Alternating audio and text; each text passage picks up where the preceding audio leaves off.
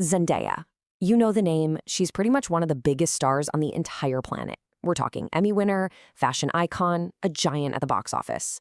But if you go online, her name just sparks this huge debate. Is she a generational talent who really built her own empire?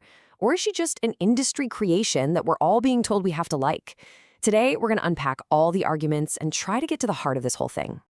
Okay, so let's just dive right in. To really get a handle on the whole Zendaya phenomenon, you have to start with the criticism. Seriously, if you spend any time in the comment sections of articles about her, you start to see a pattern, right? A couple of reoccurring arguments against her fame. So what are people actually saying? Well, based on what we've seen, the online pushback pretty much boils down to a few things.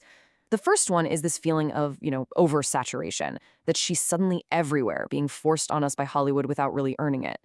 The second one is a direct hit against her status as this big beauty and fashion icon. And then there's a third, which involves a lot of racially charged arguments.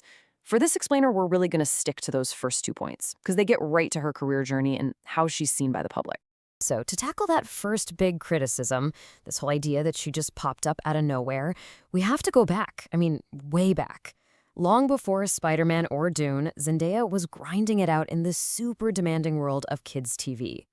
Her story doesn't kick off with some sudden blockbuster. It actually starts with a Disney Channel audition. What's kind of amazing here is just how much work she put in before most people knew her name. At just 13 years old, she beat out 200 other girls for the lead in Shake It Up, and that show's premiere, it pulled in a massive 6 million viewers. By 16, she's competing on Dancing with the Stars, becoming its youngest contestant ever, and finishing as the runner-up. But here's the really crucial part. 2015. She's 18, Disney offers her another show, and she doesn't just say yes, no, she demands they change the title, insist her character has to be smart and know martial arts, and, get this, she secures a producer credit, so she has creative control. By 2016, before she was in any huge movies, Forbes had already put her on their 30 under 30 list. This was no overnight success, this was a straight-up decade in the making. And this quote right here, it tells you everything you need to know about her mindset, even from the very beginning. This was never a passive career. She was the architect. Even as a teenager stuck in the Disney machine, she was taking the wheel, shaping her own image, and making sure that any project she put her name on was up to her standards. She was building her brand her way. Okay, so after building that solid foundation at Disney, she makes the big leap to Hollywood. And this is where she ran into that other major criticism, that she didn't have the talent or the right look for these huge roles. We can see exactly how she answered that by looking at the two performances that really define her career, MJ in Spider-Man and Rue in Euphoria. So the thing you have to understand about her role in Spider-Man is that it was designed to be subversive. The franchise already gave us the classic Beautiful Girl Next Door with Kirsten Dunst. Then it evolved with Emma Stone's more active Gwen Stacy. Zendaya's MJ was the next logical step. She apparently auditioned with no makeup, in just regular clothes, because that's what the filmmakers were looking for. A character who felt completely real. And this is the key takeaway, right? Criticizing her for not looking like a supermodel in these movies just completely misses the entire point of her character.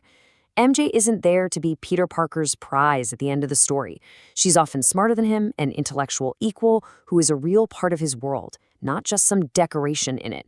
Her value isn't her looks, it's her brains and her wit. The whole role was written to smash that damsel in distress trope. But look, if Spider-Man kind of bent the rules, Euphoria just shattered them completely. If there were any doubts left about her dramatic acting skills, this role was designed to end that debate for good. This wasn't just a good performance. Our source material calls it one of the most significant of its time. You have to understand, playing Rue Bennett is a massive challenge for any actor. This isn't some sanitized Hollywood version of addiction. Rue is complicated, she's frustrating, and a lot of the time, she's deeply unlikable. Zendaya gives this brutally honest performance of depression and self-destruction, and she does it by embracing what the source calls an ugliness on screen. And not just physical, but psychological. She's not trying to protect her own image. It's especially clear in that 5th episode of Season 2. It's basically an hour-long panic attack where she single-handedly carries the whole story through withdrawal, family confrontation, and just a total collapse. And the industry? They absolutely noticed. For that raw, tough, unflinching work, she won 2 Emmy Awards for Outstanding Lead Actress. She didn't just win, she made history, becoming the youngest person ever to win that award twice. This isn't just about popular success anymore. This is undeniable critical acclaim at the highest possible level. So she's proven her business smarts and her acting chops. She's at the absolute top of her game. But with that kind of success comes even bigger risks.